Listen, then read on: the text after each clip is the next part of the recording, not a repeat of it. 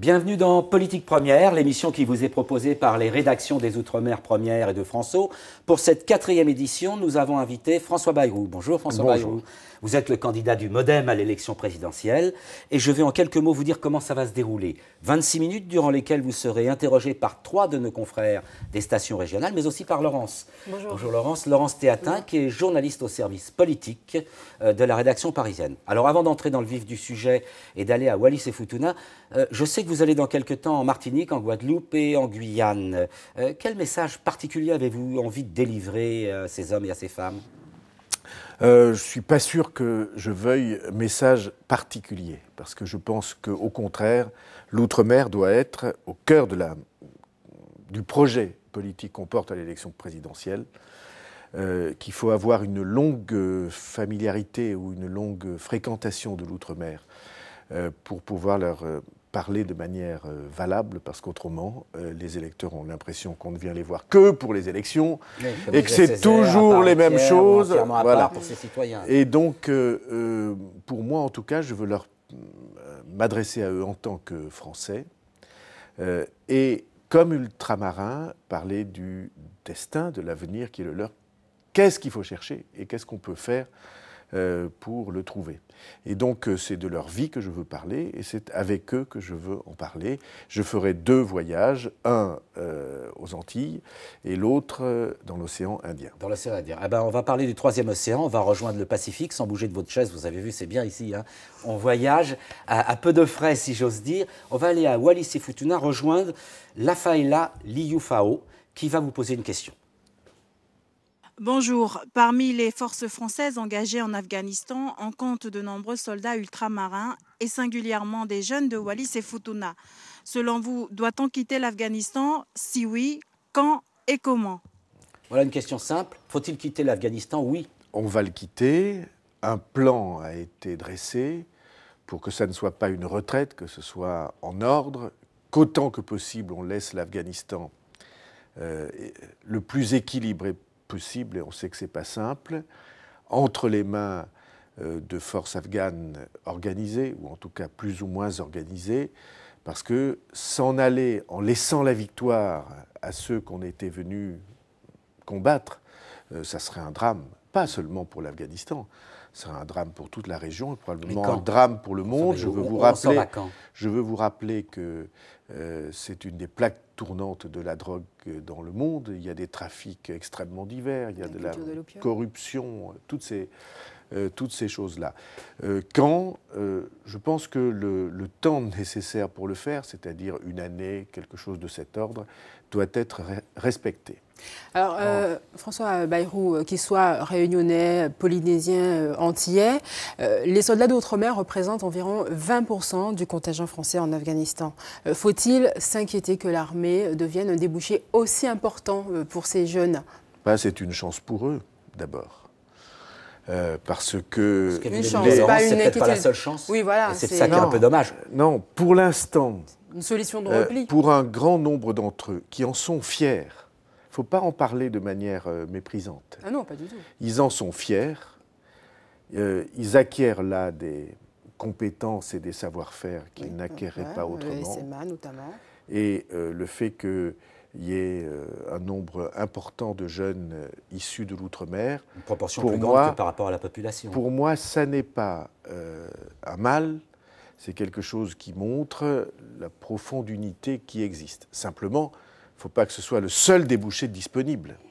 Et donc, toutes les politiques, au fond, le message principal qui sera le mien devant vous, c'est que nous avons besoin de politiques spécifiques de développement de l'outre-mer, de développement économique, j'allais dire normal, de développement d'emplois qui soient des emplois normaux, et toute la question de la production en France que j'ai mise au centre de la campagne électorale, c'est évidemment vrai aussi, ou on pourrait dire vrai d'abord pour l'outre-mer.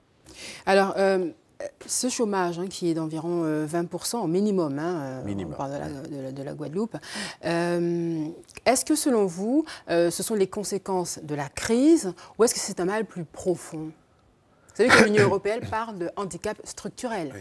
Mais c'est vrai. La crise. Moi, je n'aime pas ce mot. Parce que la crise, ça essaie de faire croire Beaucoup de aux gens n'aiment gens, pas la chose. ça essaie de faire croire aux gens qui nous écoutent que ça vient de l'extérieur, que c'est une fatalité, que c'est comme un ouragan, que ça nous frappe. Mais en vérité, ça n'est pas que ça vienne de l'extérieur. C'est nous-mêmes qui avons laissé se développer au cours du temps des politiques, des choix, des faiblesses qui nous handicapent aujourd'hui. Et quand vous dites handicap structurel, ce qui est un mot savant, un eurocrate ce n'est pas de Bruxelles. conjoncturel, voilà. ce n'est pas dû à la conjoncture. Ça n'est pas passager. La France a C'est des bien ancré. handicaps qui durent depuis longtemps et qui font que c'est le seul pays de son niveau à être effondré du point de vue de la production, donc de l'emploi, donc du commerce extérieur. Oui, enfin, vous savez que Valéry Giscard d'Estaing, en 1974, parlait déjà du chômage et de solutions apportées à ce chômage qui était au même niveau. À cette époque-là, c'était de chômage qu'il s'agissait. Aujourd'hui, ça n'est plus ça. Aujourd'hui, le drame de la France, c'est que nous n'arrivons plus à fabriquer ce que nous achetons. On va y revenir. Grand François pays. Attendez, oui. allons au bout de En cette effet. phrase. Grand pays dans le monde, fier de lui, avec des réussites industrielles formidables, puisqu'on parlait de la Guyane, il y a la fusée Ariane, il y a Airbus, C'est une réussite il y a européenne, pas seulement oui, française. mais enfin, la France a joué un rôle déterminant. Sans la France, la fusée Ariane n'aurait pas existé. C'est les lanceurs français qui ont été à l'origine de la fusée Ariane. Et d'ailleurs, ça se passe sur notre sol, en Guyane. Et donc, Ariane, Airbus, TGV, enfin, toutes ces choses-là, d'ailleurs décidées au début des années 60, il y a 52 ans maintenant aujourd'hui.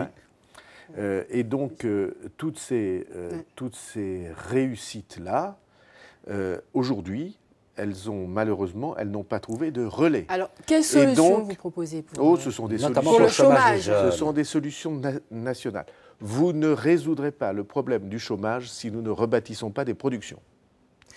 Donc, comprenez-moi bien, un pays qui tous les mois s'appauvrit, il y a un chiffre qui est incroyable.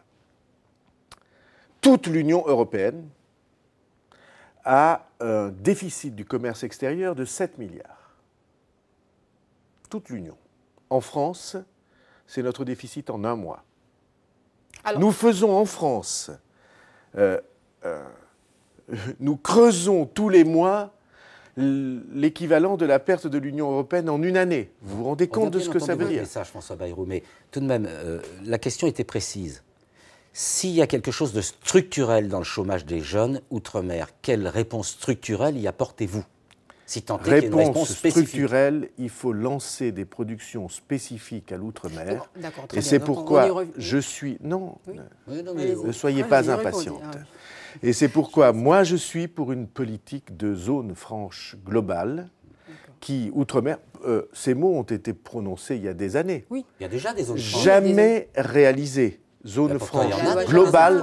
Moi, je suis pour une zone franche globale. C'est-à-dire pour toute la collectivité. Pour par exemple, que, pour la Martinique, dans un certain nombre, l'ensemble de la certain Réunion, nombre de collectivités, dans toutes les collectivités, qu'un certain nombre d'avantages soient mis en place de manière que on puisse lancer là-bas des activités, des productions qui fassent du vrai emploi. Parce que les emplois parking, les emplois qui sont simplement d'apparence, un très grand nombre d'ultramarins en ont par-dessus la tête parce qu'ils ne durent pas et que ça va de précarité en précarité. Des zones franches, donc par secteur. Des zones franches, globales. Par secteur d'activité. Et même, imaginons qu'elles puissent être larges.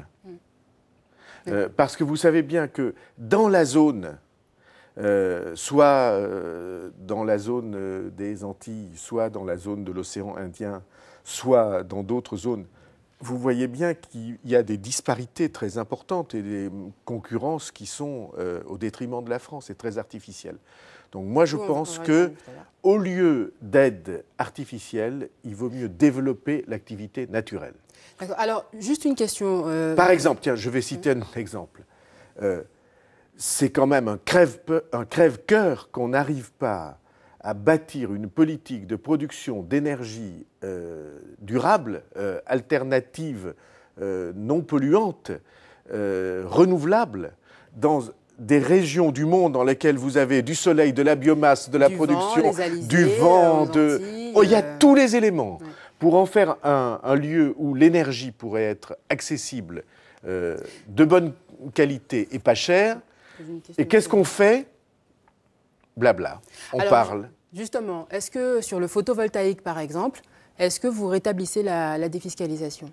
En tout cas, il faut vous avez parlé de supprimer, raboter. Il faut faire un effort dans ce sens-là, vers le photovoltaïque, à condition qu'il soit efficace, à condition qu'il soit pensé dans un plan pour l'avenir, mais les décisions qui ont été prises ces dernières années n'ont pas été heureuses. Ces derniers mois n'ont pas été Dernière question, Jean-Marc, sur la défiscalisation, parce que vous avez dit hier que vous allez supprimer certaines niches fiscales et raboter certaines autres de 15%. Est-ce que la défiscalisation outre-mer est également concernée par ce rabot? Ce qu'a dit la Cour des comptes, et que vous savez aussi bien que moi, c'est que c'est inefficace et que ça ne profite pas aux ultramarins. Voilà, tout à fait.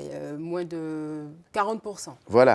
À peine un tiers de la défiscalisation profite aux ultramarins. Eh bien, je suis pour raboter celles qui ne profitent pas aux ultramarins et pour augmenter celles qui profitent aux ultramarins. Alors, par exemple, en matière de logement social, il faudrait qu'il y ait une focalisation, un appui particulier pour que le logement social profite vraiment de ces politiques. Parce qu'aujourd'hui, comme vous savez, il y a beaucoup de, comment on va dire, détournements d'objets. De fraude. Oui. C'est une façon polie de dire qu'il y a de la corruption. Non, je ne dis pas ça. Vous voulez dire.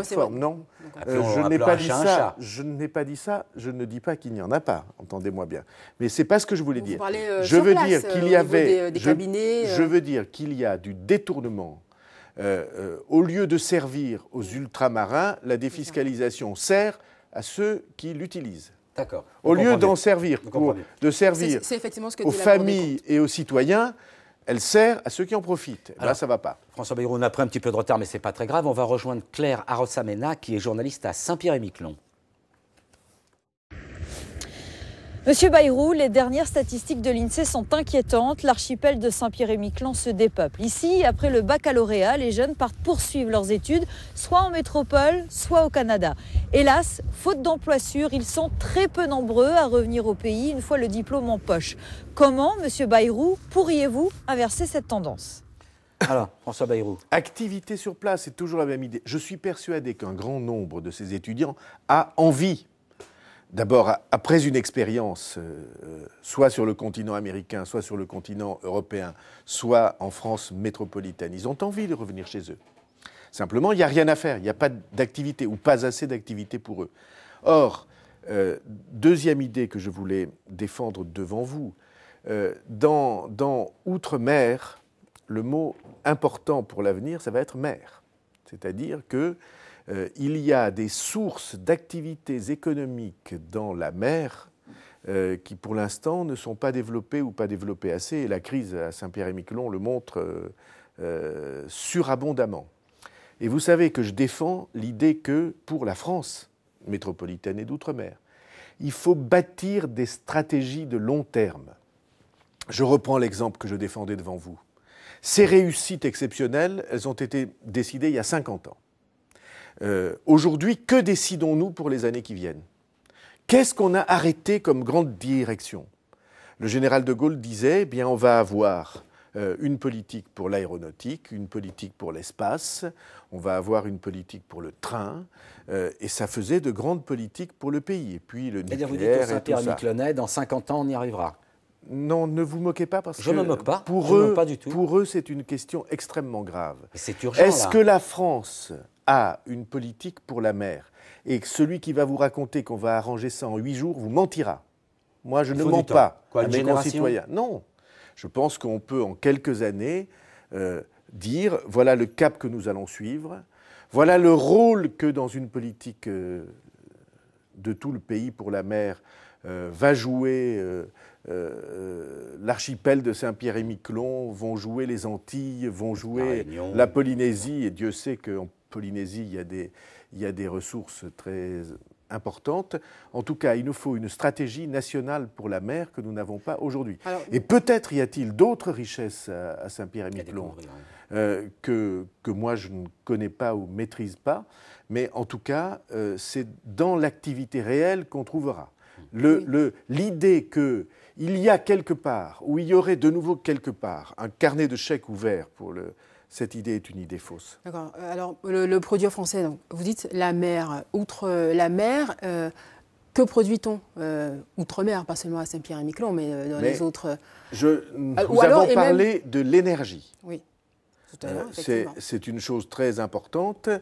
Dans les régions d'outre-mer, ce n'est pas le cas de Saint-Pierre-et-Miquelon, qui ont le soleil, les alisés... le soleil à Saint-Pierre-et-Miquelon. Oui, oui. Il faisait beau, il faisait froid, mais il faisait beau. Pas tous les jours, mais bon. et donc, on vit tous avec les images de la morue joyeuse et de toutes ces richesses très traditionnelles de l'archipel. Et donc, voilà, il va falloir que partout se mettent en place les conditions pour qu'une activité réelle, vraie, économique si possible, se mette en place. Autrement, ça ne tiendra pas. L'agriculture, quel secteur? Oui, on a parlé de biomasse, c'est-à-dire production de végétaux. La production de végétaux pour faire de l'énergie. Mais l'agriculture, on parle des fruits et c'est tout à fait essentiel. On va parler de la banane qui n'est pas vraiment un fruit, mais que je suis tout à fait prêt à considérer comme tel. Vous me direz ce que c'est alors. Botaniquement, ce n'est pas vraiment un fruit. Hein. Oui, c'est vrai, effectivement. C'est une étamine je crois.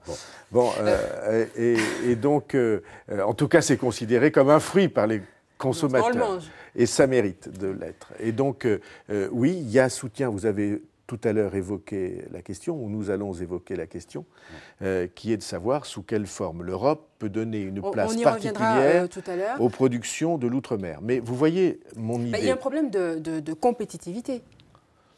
Eh bien, c'est exactement ce que je propose de traiter par une politique de zone franche.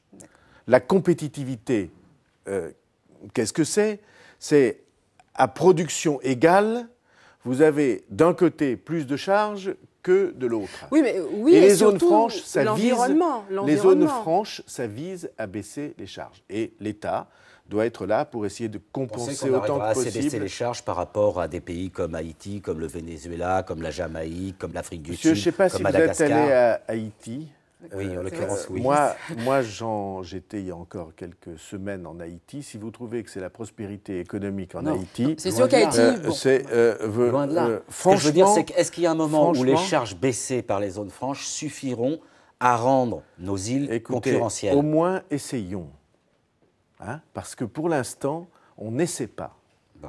Et on a des problèmes très importants qui viennent de ce que on a multiplication de défis sociaux, quelquefois de drames sociaux, sans qu'il y ait jamais de réponse économique sérieuse. Alors, on va continuer. Ça dit juste une précision. Les zones franches globales existent déjà. Donc, est-ce que, selon vous, ce ne sont pas les bons secteurs qui sont visés? Peut-être c'est trop sectoriel. Peut-être c'est pas assez bien réfléchi et pensé, parce qu'il y a toujours, vous savez, des décisions qui visent à reprendre d'une main ce qu'on donne de l'autre. Peut-être ça doit être plus global et plus ouvert. Peut-être ça doit être une politique affichée pour inviter des investisseurs, y compris venant de pays de la zone. En tout cas, pour moi, je pense que c'est très améliorable. Et je ne vois pas d'autre moyen d'aborder les questions que celui-là, parce que la politique qui viserait à faire croire qu'on peut distribuer des avantages, cette politique-là, elle n'aura pas lieu. Alors, François Bayrou, il faut qu'on aille un peu plus vite. Et moi, je veux que nos concitoyens ultramarins soient codécideurs de ce que leur destin va être et qu'on parle le même langage de vérité. Alors, là, on vient de parler du produire français, mais vous êtes aussi pour le consommer français. Alors, je me suis pris un petit exemple. Je me suis dit, tiens, voilà, j'habite en Nouvelle-Calédonie, je vais acheter une paire de baskets. Ça me revient moins cher d'aller l'acheter en Australie qu'à Paris. C'est pareil pour la Réunion vis-à-vis de Madagascar ou de l'Afrique du Sud. C'est la même chose pour la Guadeloupe avec Miami, aussi bizarre que ça puisse paraître. Alors comment on fait pour consommer français avec l'environnement qu'il y a Parce que vous ne autour de nous? retenez qu'un seul critère qui est le prix. Le prix de la paire de baskets, oui. D'abord, le consommateur, généralement, il je s'intéresse au voudrais, prix. oui, enfin, le consommateur s'intéresse d'abord à la qualité de ce qu'il achète. On fera des meilleurs autrement, baskets qu'à Miami, qu'en Australie. Je le pense et je l'espère, parce qu'autrement, c'est la Chine qui a gagné la bataille. Hein. Parce que, comme ils ont des salaires 20 fois moins chers que les nôtres, alors vous êtes sûr de perdre. Or, il se trouve que nous avons un certain nombre de productions dont le degré de qualité, d'adaptation à ce qu'on cherche, le consommateur, le design, que tout ça... On ne fera pas de meilleure télévision, on ne fera pas de meilleure paire de mais baskets. les télévisions, de toute façon, pour l'instant, on n'en fabrique même plus en Europe. Oui, ça c'est clair. Et vous comprenez bien, en disant ça, vous vivez dans l'univers de la télévision, vous vivez dans l'univers des écrans plats.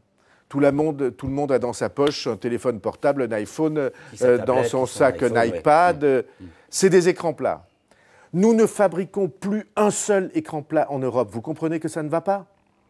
Et qu'il va falloir, en effet, que des hommes politiques courageux disent, écoutez, excusez-nous, il faut inverser la tendance. Et dans l'écran plat, ce n'est pas le travail qui coûte. Le travail, ça doit être 3-4% de l'écran plat. Le reste, c'est des composants électroniques. C'est monté en salle blanche, il faut de la technicité. Nous étions parmi les premiers dans le monde. Nous avons perdu toutes ces choses. Ça ne vous inquiète pas? Moi, ça m'inquiète. François Bayrou, je suis navré, mais ce qui m'inquiète beaucoup, c'est l'heure qui passe, c'est le temps qui tourne. Et là, on a raison, je me laisse Joseph trop Naudin. entraîner. On va tout de suite rejoindre Joseph Naudin en Martinique, qui a une question à vous poser justement avec l'Europe et sur l'Europe. François Bayrou, bonsoir. La production de la banane est essentielle aujourd'hui encore, en 2012, dans l'économie de la Martinique. Un exemple, 80% des terres cultivées sont occupées par la banane. Un autre chiffre suffisamment significatif, plus de 30 000 personnes en Guadeloupe et à la Martinique vivent indirectement ou directement de la banane. Or, la production est régulièrement attaquée sur les marchés internationaux à cause des accords entre l'Union européenne et certains pays producteurs concurrents des producteurs antillais. Alors la question est simple, comment concilier à la fois les intérêts des producteurs des Antilles et les intérêts de l'Union européenne? Ces intérêts sont-ils seulement conciliables? Il va falloir que la politique européenne change sur un point. Ça n'est pas par le prix le plus bas que nous allons développer l'Europe. Depuis des années, on s'obsède sur concurrence et prix bas, et on se trompe. Parce que, prenons l'exemple d'un kilo de banane de la Martinique. Ce kilo de banane, s'il est produit par des producteurs étrangers, ce sont des ressources qui sortent de notre pays. S'il est produit en Martinique, le prix qui est payé par le consommateur revient pour 50% dans sa poche, sous forme de sécurité sociale, sous forme d'allocation de retraite, sous forme de salaire de fonctionnaire. Et en vérité, vous vous apercevez en y réfléchissant que à acheter français, à acheter production française, on y gagne. C'est pas qu'on y perd. Le consommateur y gagne. Mais pas forcément le reste de l'Europe. Ah ben, ceci est autre chose. Commençons par réfléchir à ça. Oui. Comme vous savez, il y a eu le vote d'une motion à l'Assemblée nationale et au Sénat français, exigeant qu'on protège la banane française, la banane européenne, les bananes européennes, les bananes européennes, et je suis tout à fait d'accord pour protéger la banane des Canaries aussi. Alors justement, l'Union européenne, d'un côté, elle verse des subventions aux producteurs, et de l'autre côté, elle favorise la concurrence internationale. Oui. Justement, sur la banane dollar, quand elle, au Parlement européen, au mois de février l'an dernier, ils ont voté donc l'abaissement des droits de douane. Est-ce que ce n'est pas un peu schizophrène? C'est schizophrène et c'est une politique absurde. On pourrait même dire que c'est une politique de gribouille. Vous savez, gribouille, c'est celui qui plongeait dans les temps de peur que la pluie ne le mouille. Donc, il voyait venir l'orage, il plongeait dedans. Avec son petit drapeau français, François Bayrou arrive à convaincre le reste de l'Union européenne qu'il faut changer. Ne dites pas que le drapeau français est petit. Non, mais vous comprenez bien ce que je veux dire par là. Vous pensez qu'on a la capacité, que vous avez la capacité de résoudre le problème au niveau de l'Union européenne? Faites donc attention à cela. Notre pays n'est pas le plus grand de l'Europe, mais il est quand même parmi les plus grands et même le deuxième plus grand de l'Europe. Et vous pensez qu'on va réussir à les Ce convaincre? pays-là, excusez-moi, ça n'est pas un petit pays. C'est un pays qui doit avoir la volonté et la fierté de se défendre, et en se défendant, de défendre l'Europe. Alors là, quand je parlais des écrans plats, pour convaincre le reste, par exemple les Allemands qui consomment de la banane de l'art. Eh bien, par exemple, pour les Allemands, je dis avec certitude que le fait que nous ayons abandonné un certain nombre de productions industrielles les lèse autant que nous. Les Allemands n'ont pas fait les mêmes erreurs que nous. Pour les voitures, ils continuent, les Allemands, à produire beaucoup de voitures sur leur sol, à augmenter sans cesse le nombre de voitures produites sur leur sol, à augmenter les salaires. On a annoncé hier qu'il y avait des primes importantes de plusieurs milliers d'euros versées aux salariés de Volkswagen. Eh bien, moi, ce que je veux, c'est que nous ayons, nous, Français, et nous, Européens, une politique qui soit une politique sérieuse et construite, dans laquelle on dise ces faiblesses, nous allons les corriger. Et nous allons le faire aussi outre-mer. Parce que ce n'est pas des paroles dont l'outre-mer a besoin. C'est des actes. L'outre-mer a besoin d'actes et d'enracinement d'activités sur son sol. François Bayrou, on aurait bien aimé pouvoir continuer, moi mais aussi, malheureusement, je fais comme la Parc, je coupe le fil. Avant une toute dernière question, vous êtes gentil, vous y répondez vite. Vous êtes le 6 mai président de la République. Ça dépend. Quelle est la première mesure que vous prenez pour l'outre-mer? Non, moi je pense qu'il faut approfondir tout de suite cette idée de zone franche nouvelle, de zone franche qui soit renouvelée et plus large dans l'idée que ce que nous avons fait jusqu'à maintenant, parce que je vous le répète, la seule chose qui compte, et pour les jeunes ultramarins en particulier, c'est qu'il y ait de vraies activités. C'est que ça ne soit pas perpétuellement des parkings, des emplois faux et artificiels. Peu durables. Bon, François Bayrou, on vous remercie d'être venu nous voir. Merci Laurence.